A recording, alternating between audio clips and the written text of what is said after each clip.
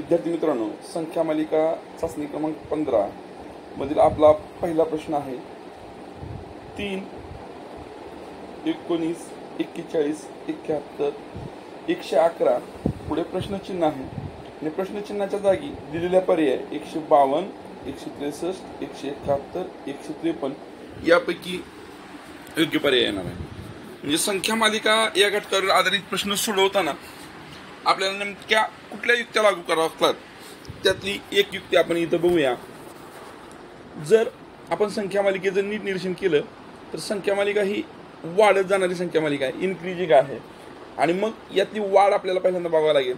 आपण काय करूया, पहिल्यांदा पहिल्या दोन संख्येतली पहिली आणि दुसरी संख्या यातली वाढ बघूया। आपल्या पटकन लक्षात येते, वजाबाकी न करता सुद्धा लक्षात येते की त्या दोन्ही संख्येतली वाढ ही किती आहे, 16 आहे। आपला वेळ आपण इथं वाचवायचा आहे, इथली वाढ आपली 16 आहे। त्याच्यानंतर आपल्याला दुसऱ्या आणि तिसऱ्या संख्येतली वाढ काढायची आहे, 41 वजा 19 ही वाढ होते आहे। 11 तून 9 गेले, 2 उरले, हातचे परत दिले, 4 मधून 2 गेले, 2 22। पहिली वाढ होती 16 ची, दुसरी वाढ आहे 22 ची। त्यानंतर 41 आणि 71 इथं वजाबाकी आपल्याला तोंडी मिळते, ती वाढ आहे 30 ची आणि इथं 71 आणि 141 ती वाढ सुद्धा आपल्याला तोंडी मिळते। 111 मधून 71 वजा केले तर आपल्याला 40 मिळतात।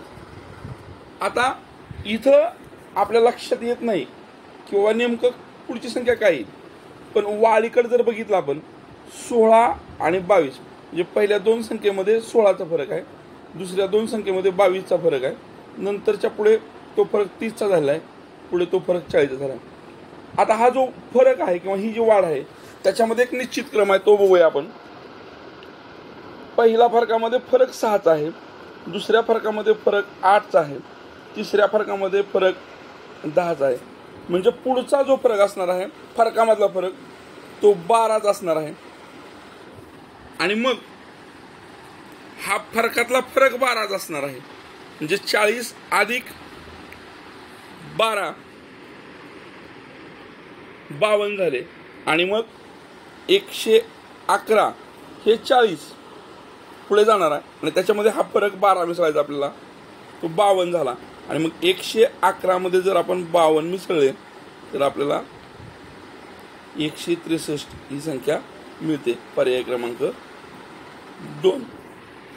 म्हणजे संख्या मालिकेवरील प्रश्न सोडवताना आपल्याला काही वेळेस पहिल्यांदा वाढत जाणाऱ्या संख्यामधील क्रम बघावा लागेल आणि पुन्हा त्या दोन संख्यामधला वाढत गेलेला क्रम काढल्यानंतर तो जो फरक होता फरकातला फरक बघावा लागेल। इथं फरकातला फरक एका विशिष्ट क्रमाने वाढला आहे, 6, 8, 10 म्हणजे पुढे 12चा असणार आहे आणि त्यानंतर आपण उत्तरापर्यंत पोहोचू शकतो।